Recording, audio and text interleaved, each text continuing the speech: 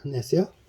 नमस्ते and welcome back everyone र फेरि पनि तपाईँहरूलाई स्वागत छ मेरो युट्युब च्यानलमा र युट्युब च्यानल मार्फत धेरै कुराहरू सिकिराख्नु भएको छ भन्ने मैले ठान्दछु र सेयर बजारका विभिन्न गतिविधिहरूलाई हामीले निहालिरहेका छौँ र तपाईँहरू कामको व्यस्तता हुँदाखेरि वा काम गर्दै गर्दा वा आफ्नो फ्री टाइममा यी जानकारीहरू लिइराख्नु भएको छ भने तपाईँहरूलाई फाइदा नै हुनेछ र आज यो साताको अन्तिम कारोबार अर्थात् मेको 6 तारिक बिहिबार आज नेक्सी सूचक लगभग 12 अङ्कले घटेको छ र कारोबार रकम पनि 7 अर्ब रुपियाँ बराबरको कारोबार भएको देखिएको छ। झन्डै है त लगभग 6 अर्ब 81 करोड 91,453 रुपियाँ बराबरको कारोबार भएको देखिएको छ भने नेप्से सूचक 12.47 अङ्कले घटेर 2637.13 बिन्दुमा आएर बन्द भएको देखिएको छ र आज कुन कुन कम्पनीले धेरै कमाए र कुन कुन कम्पनीले गुमाएका छन् भन्ने कुराहरू पनि हामी सधैँ राखिरहेका छौँ र टप ब्रोकर्सहरू पनि हामी हेर्दैछौँ र आज सबैभन्दा धेरै कमाउने कम्पनीहरू जेएसएलबीबी आज यसको बुक क्लोज डेट भएर पनि ओपन हुँदाखेरि पनि आज सर्किट लेभलमा कारोबार भएको छ।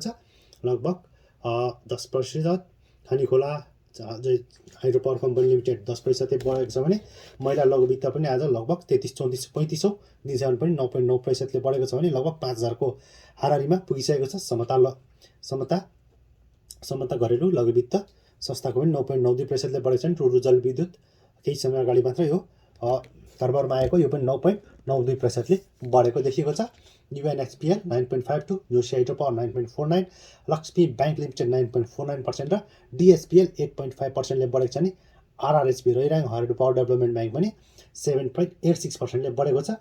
आज सबैभन्दा धेरै गुमाउनेमा विशाल बजार कम्पनी लिमिटेड देखिएको छ -10% गुमाएको छ भने Singati hydro power energy company limited -9.07, NGPL Ngadi hydro power -8.57, SPDL synergy development power development -4.64, KPCL -4.24, SHH शिवसी hydro power -4.02, mountain hydro Nepal limited -3.7, Asha लघुवित्त -3.6, UPCL धेरै दिनपछिको यो यसमा पनि -3.4% को गिरावट देखिएको छ। UPCLमा यो चाहिँ यहाँ चाहिँ प्रफिट बुकिङ भएको देखिन्छ। SDHPC -3.28% घटेको छ भने आजको टर्नओभरको हिसाबमा हेर्ने हो त्योभन्दा अगाडि हामी केही न्युजहरू छन् भने हामी राख्दैछौँ। सिनर्जी डेभलपमेन्टको बोनस सेयर लिस्टिङ यो पुरानो न्युजहरू आइसकेको रहेछ। पहिला धेरै कारोबार गर्ने ब्रोकरहरू हेरौँ। 58 नम्बर ब्रोकरले 86.04 करोडको कारोबार गरेको छ। NUBL बेचेर HIDCL किनेको देखिएको छ। 45 नम्बर ब्रोकर 68.76 करोड कारोबार भएको छ। NCCB बेचेर LBL धेरै किनेको छ भने 44 नम्बर ब्रोकर 68.54 करोड कारोबार भएको छ। NLICL बेचेर NLICL धेरै किनेको देखिएको छ। 49 नम्बर ब्रोकर 55.21 करोडको छ। HIDCL बेचेर SPDL किनेको छ भने 25 नम्बर ब्रोकर 49.71 करोड कारोबार छ। GBLBS बेचेर NCCB किनेको छ। 34 नम्बर ब्रोकर 46.31 करोड कारोबार छ। HIDCL बेचेर HIDCL किनेको देखिएको छ। 39 ब्रोकर 44.33 करोड कारोबार छ। NCCB बेचेर HIDCL किनेको छ भने 42 नम्बरले 40.40 करोड कारोबार छ। PRIN बेचेर HIDCL किनेको देखिएको छ। 38 नम्बर ब्रोकर 40.19 करोड कारोबार छ। HIDCL बेचेर HIDCL। 57 नम्बर ब्रोकर 40.01 करोड कारोबार HIDCL बेचेर SPDL। 28 नम्बर 36.50 करोड कारोबार HIDCL बेचेर NLG लिएको छ भने 16 नम्बर ब्रोकरले 34.66 करोड कारोबार चाहिँ अपी बेचेर CIT किनेको देखिएको छ। र यसमा हाइएस्ट टर्नओभर हेर्ने हो भने HIDCL को लगभग 48.16 करोड कारोबार छ। NCCB को 43.31 करोड कारोबार भएको छ। LBL को पनि 26.69 करोड कारोबार भएको छ। अपी को 15.56, निफ्रा को 15 करोड, प्रिन को 14.94, GBLBS को 13.71 करोड, NLICL को 13.28 करोड, NRIC को 13.07, NBL 11.83, अप्पर को 11.52 करोड, AKPL 11.46 करोड, NUBL को पनि 10.3 करोड र UMHL को पनि 10.1 करोड, SPDL र 9.82 करोड भएको देखिएको छ। र यो टाइममा थर्ड क्वार्टर रिपोर्टहरू पनि हामीले प्रस्तुत गरिरहेका छौँ। यसमै बीच प्रभु लाइफ इन्सुरेन्सले 1.13 अरब चाहिँ प्रिमियम कलेक्ट गरेको रहेछ प्रभु लाइफ इन्सुरेन्स पिएलआई र यसको थर्ड क्वार्टर हेर्नु हो भने 1.13 अरब चाहिँ प्रिमियम कलेक्ट गरेर रुपिस 50 करोड गत वर्ष 52 करोड मात्र गरेको रहेछ भने र ओके यसको पेड अफ क्यापिटल 2 अरब देखिएको छ। त्यस्तै रिजर्भ एन्ड सरप्लसमा 0.36 करोड मात्र देखिएको छ है त। त्यस्तै नेट प्रफिट 13.78 करोड देखिएको छ, 13.78 करोड नेट प्रफिट।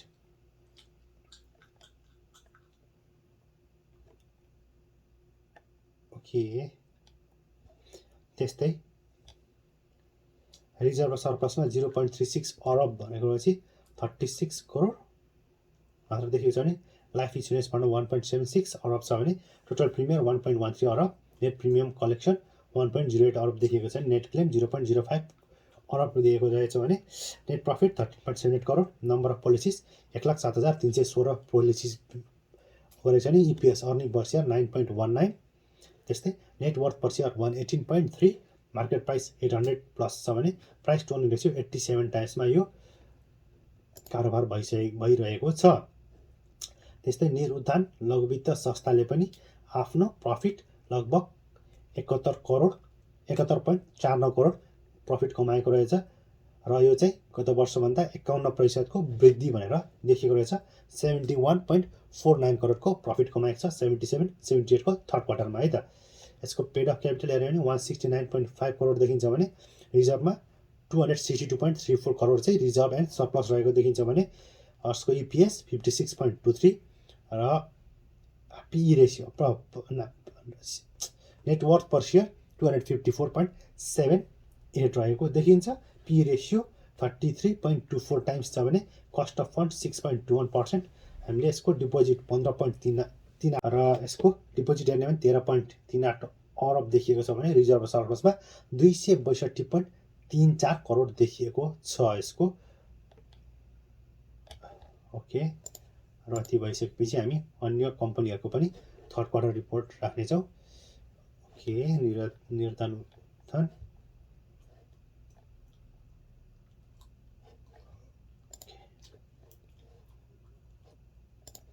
र आज थोरै सेयर बजारमा किन यसरी करेक्सन देखिरहेको छ भन्ने कुरा हेर्दै गर्ने हो भने चाहिँ कोरोनाको कहर जारी नै छ।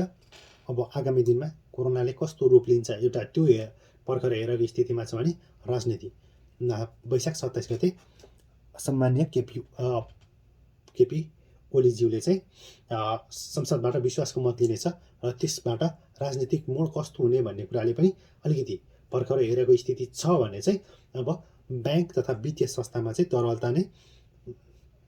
तरलता अधिक रहेको कारणले गर्दाखेरि चाहिँ ब्याज दर कम हुने कारणले अझै पनि सेयर मार्केटै पोजिटिभ ट्रेन्डमै छ भनेर हामीले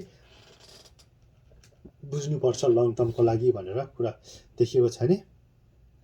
र अन्य स्वाभिमान लघुवित्तको चाहिँ 20% सेयर बोनस सेयर लिस्टिङ भएको रहेछ है त। ओके त्यस्तै अब हामीले यो फाइनेन्स 18वटा फाइनेन्सको तेस्रो तमासमा आउँदासम्म सबैभन्दा धेरै नाफा कमाउने मञ्जुश्री फाइनेन्स लगभग 37 करोड रुपियाँ नाफा कमाएको छ भने सबैभन्दा धेरै कम मल्टिपर्पज फाइनेन्सले सबैभन्दा कम 30 लाख रुपियाँ मात्र नाफा कमाएको रहेछ र एभरेज हेर्ने हो भने चाहिँ लगभग उहाँहरूको सबै कम्पनीहरूको नाफा चाहिँ 54% को वृद्धि भन्ने कुरा दिएको छ।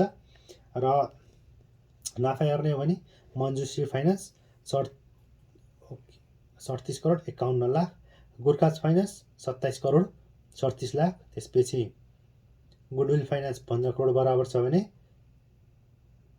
अर्को रिलायन्स फाइनेन्स 8 करोड, सिर्जना फाइनेन्स 17 करोड 79 लाख, पोखरा फाइनेन्स 10 करोड 49 लाख, त्यस्तै ललितपुर फाइनेन्स 10 करोड 84 लाख, त्यस्तै अर्को हेर्ने सेन्ट्रल फाइनेन्स 10 करोड 68 लाख, अर्को श्री इन्भेस्टमेन्ट फाइनेन्स हेर्ने भने 7 करोड जति कमाएको छ भने अर्को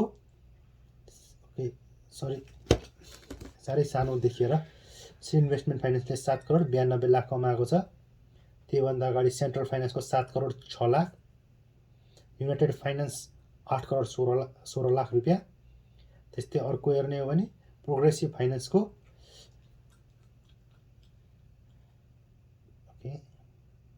त्यसले 3 करोड 59 लाख रुपियाँ।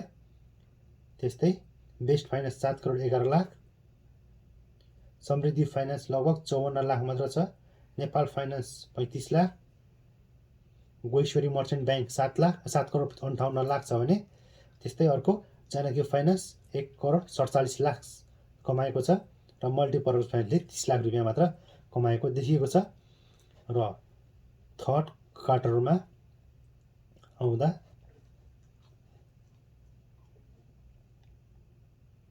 यसरी उहाँहरूले आफ्नो नाफा कमाएको देखिएको छ। के थप कुराहरू चाहिँ तपाईँहरूले अब यसको आधारमा तपाईँहरू लगानी गर्दै गर्दाखेरि चाहिँ नितान्त आफ्नो डिसिजन लिने हो कुन तरिकाले म कस्तो कम्पनीहरूमा लगानी गर्दैछु। लगानी गर्दै गर्दाखेरि चाहिँ कम्पनीले कमाएको नाफाहरूलाई चाहिँ धेरै नै ख्याल गर्नुपर्ने हुन्छ र त्यसअनुसारै तपाईँहरूले लगानी गर्नुभयो भने आगामी दिनमा तपाईँहरूलाई धेरै फाइदा हुन सक्नेछ। र अर्को हेर्ने हो भने अर्को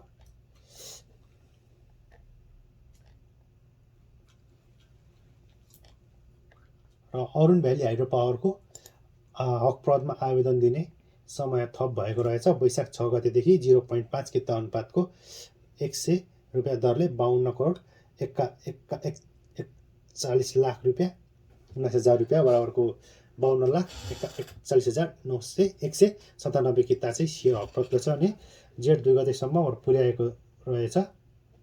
यसअघि वैशाख 26 गतेसम्म मात्र यसले हकप्रद दिन समय थियो भने अहिले जेठ 2 गतेसम्म छ र सिन्धुपाल्चोकमा बन्दाबन्दी भएपछि मध्य भोटोकेसीको आइपिओ स्थगित भएको छ।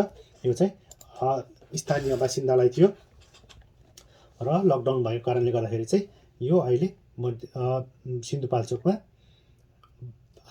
सिन्धुपाल्चोकका बासिन्दाहरूले चाहिँ यो आइपिओ अब केही समयको लागि रद्द भएको मतलब स्थगित भएको छ र अब यति नै राख्ने प्रयास र अन्य कुराहरू छ भने हामी आगामी दिनमा राख्ने नै छौँ।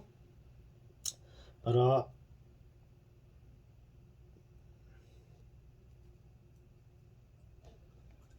अर्को हेर्ने हो भने आज बिबिसी लगातार 10औं दिनसम्म सर्किट लेभलमा कारोबार भएको देखिएको थियो। यो अप्रिल 22 तारिकदेखि लगातार आज मे 5 तारिकसम्म सर्किट लेभलमा र आज पनि हेर्ने हो भने सबैभन्दा हाई 8,208 रुपियाँ पुगेको रहेछ भने आज क्लोज सबैभन्दा लोमा क्लोज भएको छ 6,716 मा आएर बन्द भएको छ। र यस्ता कम्पनीहरूमा लगानी गर्दै गर्दाखेरि चाहिँ लगानीकर्ताले चाहिँ धेरै नै ख्याल गर्नुपर्ने हुन्छ कि कतिको रिस्क म लिन सक्छु भन्ने कुराहरू चाहिँ तपाईँहरूले ख्याल गर्नुपर्ने हुन्छ। आजै हेर्ने भने लगभग तपाईँहरूलाई 8,208 र 6,716 यतिको ग्यापको आज तपाईँहरूलाई लस भइसकेको देखिएको छ र टोटल्ली बुलिस क्यान्डल फर्म भएको छ। र यसलाई पछाडि फर्केर हेर्ने हो भने पनि विशाल बजार कम्पनी कस्तो हो भन्ने कुराहरू तपाईँले राम्ररी हेर्न सक्नुहुनेछ किनभने यो बिचमा यसले आफ्नो क्वार्टरली रिपोर्ट पेश नगरेको कारणले गर्दाखेरि यसको सेयर कारोबार पनि रोक्का भएको थियो। र मैले पिटर लिन्चबाट चाहिँ त्यो सम अफ द टिप्सहरू चाहिँ मैले राख्ने विचार गरेँ। Investing is fun exciting and dangerous if you don't do any work भन्ने कुराहरू चाहिँ रहेछ। के भने इन्भेस्टिङ चाहिँ फन हुनेछ र एक्साइटमेन्ट पनि छ र त्यति नै डेन्जर छ जसले त्यति तपाईँहरूले त्यसको बारेमा वा कुनै पनि काम गर्नु भएन भने ओके। र एभ्री कम्पनीको चाहिँ एभ्री स्टकको पछाडि चाहिँ कम्पनी हुनेछ र त्यो कम्पनीले के गर्छ भन्ने कुराहरू चाहिँ तपाईँहरूले पत्ता लगाउनै पर्छ। र हाम्रो नेपाली बजारमा त हामीले लगभग हातमा गन्ने सेक्टर्सहरू छन् र हामीलाई सबै थाहा पनि छ धेरैवटा कम्पनीहरूले के गर्छन् भन्ने कुराहरू चाहिँ तपाईँले कतिको कुन कम्पनीलाई कति बुझ्नुपर्छ भन्ने कुराहरू चाहिँ बुझ्नुपर्छ।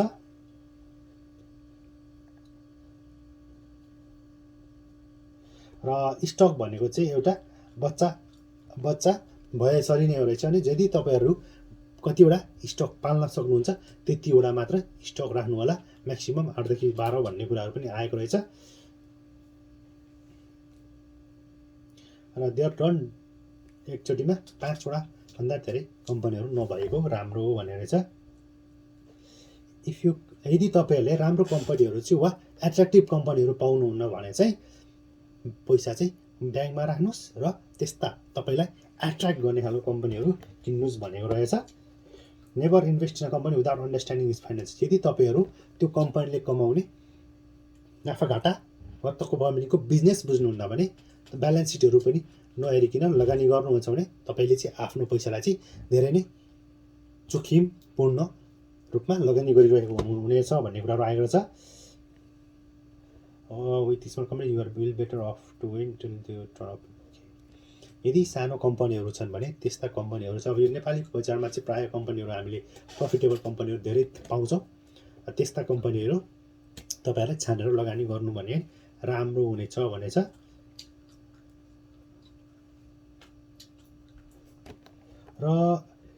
र यदि तपाईँले 1 लाख रुपियाँ अर 1000 रुपिस अर $1000 रहेको छ चाहिँ केसमा चाहिँ if you invest $1000 in one stock, यदि 1000 वा 1 लाख रुपियाँ चाहिँ एउटा स्टकमा लगानी गर्नुभयो भने तपाईँले 1 लाख रुपियाँ नै लुज गर्ने चान्स हुनसक्छ।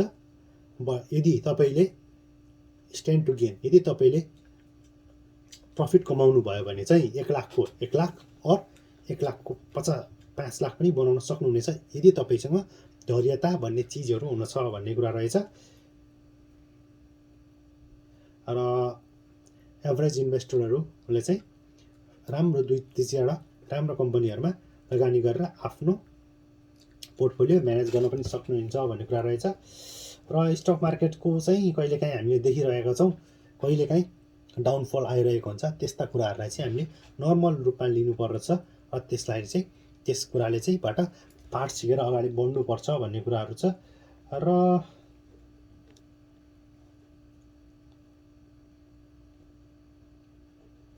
यति राखेर आज मैले एन्ड गर्न चाहेँ। र फर्केर हेर्दाखेरि नेप्से केही समय अब थोरै साइडवेजको तरिकाले हिँडिरहेका छ। र यो अहिले 2680 जतिको एउटा सबैभन्दा हाई 2676 पुगेर अहिले थोरै करेक्सनको फेजमा देखिएको छ। र अहिले यो 2660 को रेन्जदेखि 80 को रेन्जमा केही समय कन्सोलिडेट गर्ने सिचुएसन देखिएको छ। र यदि केही राम्रो पोजिटिभ न्युजहरू आउँछ भने चाहिँ यसले फेरि पनि एउटा राम्रो नयाँ ब्रेकआउट दिएर चाहिँ हामीले माथि नै जाने एक्सपेक्टेसन गर्न सक्छौँ। तर आज लगातार 2टा क्यान्डलहरू रातो बनिएका छन् वा माथि ओपन भएर तलपट्टि क्लोज दिएको छ भने यस्ता सिचुएसनहरू हेर्दै गर्दाखेरि चाहिँ अलिकति समय अझै पनि कन्सोलिडेटमा हुनेछ। किनभने तपाईँहरूले देखिराख्नु भएको छ कोरोनाको केसेसहरू बढिरहेछन्, साथै पोलिटिकल अनस्टेबिलिटी हुने हो कि भन्ने कुराहरू आएको छ सर्ट टाइम फ्रेममा। तर त्यो कुराहरूलाई तपाईँहरूले स्किप गर्ने भने लङ टाइम फ्रेममा चाहिँ कम्पनीहरूले कमाएको प्रफिटहरू चाहिँ तपाईँले थर्ड क्वार्टरमा पर्फर्मेन्स देखिसक्नु भएको छ। त्यस आधारमा तपाईँहरू लगानी गर्नुभयो भने तपाईँहरूलाई अवश्य पनि घाटा हुने छैन। र यसरी नै अगाडि बढ्नु होला। र यति भन्दै आजलाई यही नै बिताउन चाहे। आफ्नो स्वास्थ्यको ख्याल राख्नु होला र साथीहरूमा यो भिडियो सेयर गरिदिनु होला। लकडाउनको टाइममा सेयर बजारको बारेमा हामीहरू कुरा गर्दै सेयर बजारमा ज्ञान बाँड्दै लकडाउनको समय फुल अफ एजुकेसन लिएर अगाडि बढौँ भन्दै आजलाई by by and have a wonderful time ahead.